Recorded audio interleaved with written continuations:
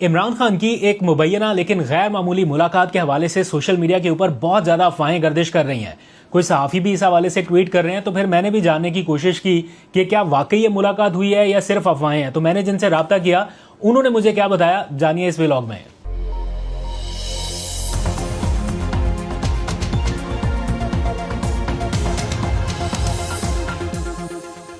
बिस्मिल्लाहिर्रहमानिर्रहीम, अस्सलाम वालेकुम। पाकिस्तान और दुनिया भर में देखने और सुनने वालों को अब्दुल कादिर का सलाम। पाकिस्तान में 30 मई है। मुल्की सियासत मजमूई तौर पर या बिलखसूस इमरान खान के इर्द गिर्द, लेकिन बिलअमूम या at the moment Gilgit Baltistan के इलेक्शन के इर्द गिर्द घूम रही है। और जो इंतखाबी मुहिम जारी है उसके इंतखाबात से पहले नताइज आना शुरू हो चुके हैं।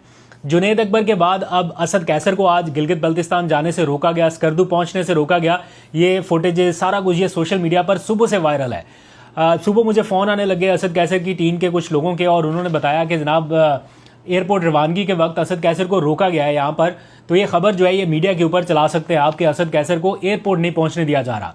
खैर, हमने जब पता करना शुरू किया तो इब्तदाई तौर पर कुछ इतलात ऐसी आने लगी कि कोई एक्स्ट्रा चेकिंग जो है वो हो रही है, और एयरपोर्ट के हवाले से कुछ ऐसी इतला मौसूल हुई। जैसे कभी कभार हो जाता है कि जनाब कोई इतला मिली होगी इसलिए एक्स्ट्रा चेकिंग हो रही है, लेकिन बाद में पता चला कि ये एक्स्ट्रा चेकिंग सिर्फ असद कैसर को एयरपोर्ट पहुंचने से रोकने के लिए थी। और जो फिर मनाजर हमने देखे कि कैसे लोग बेचारे पैदल जा रहे हैं अपने बैग्स लेके, ऑब्वियसली उस टाइम पे, और बहुत सारे लोगों की फ्लाइट होगी। आप इमेजिन करें किसी को एयरपोर्ट पहुंचना है, वो ऑलरेडी लेट है, 2 घंटे बाद फ्लाइट रवाना होनी है, किसी को इंटरनेशनल फ्लाइट के लिए जाना है, और वो सारे के सारे रास्तों में फंसे हुए हैं। यानी चंद पुलिस एहलकारों की जानिब से रास्ता बंद किए जाने के बायस बहुत सारे और मुसाफिर भी ख्वार होते रहे। ये तसव्वुर नहीं हो सकता कि किसी और महज़ब मुल्क में ऐसा हो सके, और अगर कोई ऐसा करे और वो आसानी से चला जाए, कोई बाज़पुर्स ना हो। कम अज़ कम ऐसा नहीं हो सकता। कर तो सकते हैं लेकिन बाज़पुर्स भी होगी, जुर्माने भी आयद होते हैं, नौकरियों से बर्खास्तगी अलग, और बहुत सारे मामला। मतलब अदालतें नहीं छोड़ती, महकमाना कार्रवाई से बच जाएं, लेकिन अदालतें नहीं स्पेयर करती कि आपने किसी का ये नुकसान क्यों किया। और हो सकता है हर जाने के तौर पर उन मुसाफिरों की टिकटें जो है वो उन्हीं से वसूल की जाती। बहरहाल कुछ देर बाद पंजाब पुलिस के कुछ एहलकारों का मुकालमा होता हुआ नजर आया असद कैसर के साथ।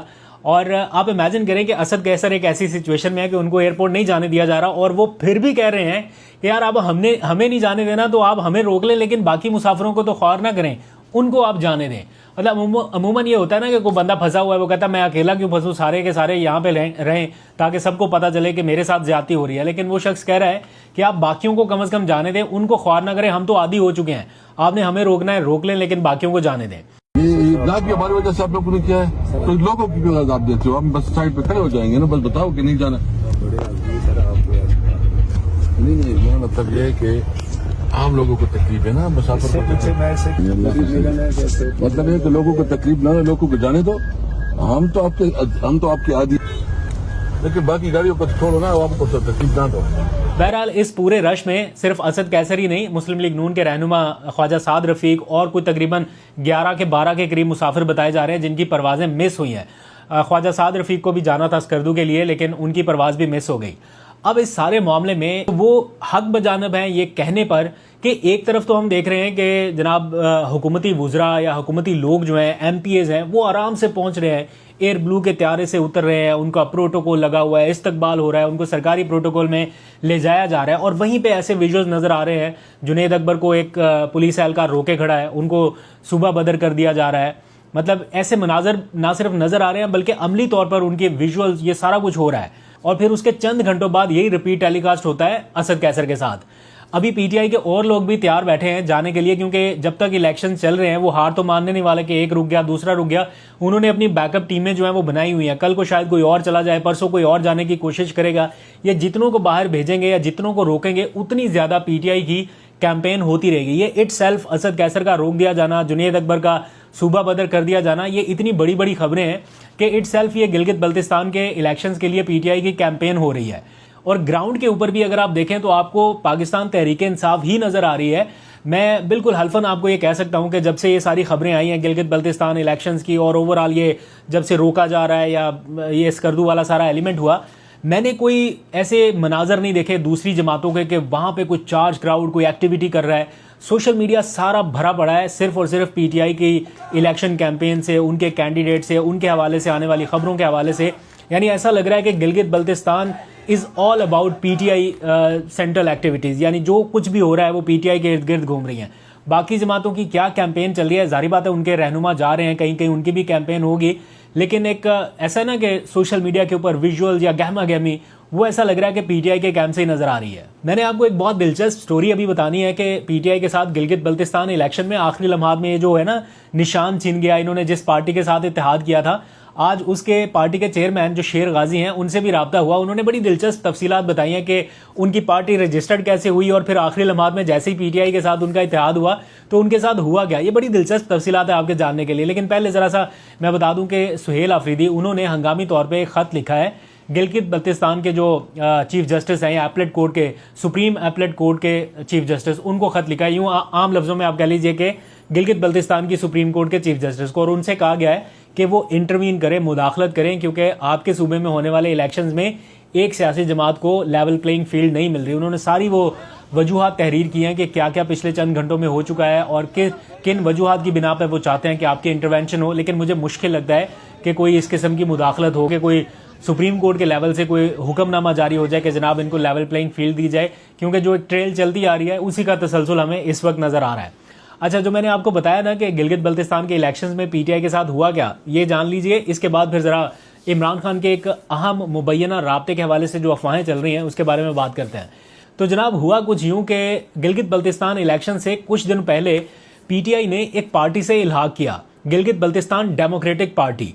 इसके जो चेयरमैन है वो हैं शेर गाजी नामी चेयरमैन है इनके, और उनकी कहीं ना कहीं जो एफिलिएशन है या उनकी वाबस्तगी, जज्बाती वाबस्तगी, वो पाकिस्तान तहरीक इंसाफ के साथ ही थी। इमरान खान के एक तरह से वो पुराने फॉलोअर हैं। उन्होंने एक पार्टी बनाई गिलगित बल्तिस्तान डेमोक्रेटिक पार्टी 2023 में। जब 2023 में उन्होंने ये प्रोसेस शुरू किया, काफ़ी लेंथी प्रोसेस है, उसकी रिक्वायरमेंट पूरी करने में भी टाइम लग जाता है, वो चलते चलते चलते चलते 2026 तक आ गया। मार्च 2026 में गालबन उनकी रजिस्ट्रेशन का प्रोसेस मुकम्मल हुआ। इलेक्शन कमीशन ने उन्हें वो सर्टिफिकेट भी जारी कर दिया कि जनाब आपकी ये पार्टी रजिस्टर्ड होगी। फिर गिलगित बल्तिस्तान इलेक्शन के लिए सारी सियासी जमातों को दावतनामे भेजे गए चीफ इलेक्शन कमिश्नर की जानिब से। जो गिलगित बल्तिस्तान के चीफ इलेक्शन कमिश्नर हैं उन्होंने सारी पार्टियों को बुलाया, उसमें शेर गाजी को भी इनवाइट किया गया क्योंकि इनकी भी पार्टी रजिस्टर्ड हो गई थी कि जनाब आप भी आएँ, और फिर इनकी मुलाकात भी हुई। यही गिलगित बल्तिस्तान इलेक्शन के हवाले से जो होता है ना, सारी जमातों को ऑन बोर्ड करना, एक ऐसा चार्टर बनाना कि जनाब ये पैरामीटर्स होंगे, इस तरह से इलेक्शन होने, वो एक रिवायती तरीकाकार है या प्रोसेस है। तो ये जो तस्वीर है इसमें रेड टाई वाले जो हैं ये गिलगित बल्तिस्तान के चीफ इलेक्शन कमिश्नर हैं और इनके बिल्कुल साथ शेर गाजी साहब भी खड़े हुए हैं। यानी ये इलेक्शन से चंद दिनों पहले की एक तस्वीर है। और इसके बाद क्या हुआ, पीटीआई ने राब्ता किया शेर गाजी साहब से, क्योंकि पीटीआई के पास बल्ले का निशान नहीं था। उन्होंने इनसे राब्ता किया और इनका एग्रीमेंट हो गया कि जनाब, एग्रीमेंट को रिटर्न नहीं, मतलब इन्होंने मान लिया कि जनाब हाँ जी हम आपके साथ जाने वाले हैं। वही सारा हुआ जो बल्लेबाज वाला एपिसोड हुआ था। बहरहाल जब इन्होंने अपना प्लेटफॉर्म दे दिया पीटीआई को कि हाँ जी आप हमारे निशान के ऊपर, चूंकि इनको पोलो मैन का निशान मिल गया था, तो पीटीआई के लिए बड़ी सहूलत होगी कि एक ही बंदे के साथ इत्तेहाद करे और एक ही निशान पे इलेक्शन लड़ ले।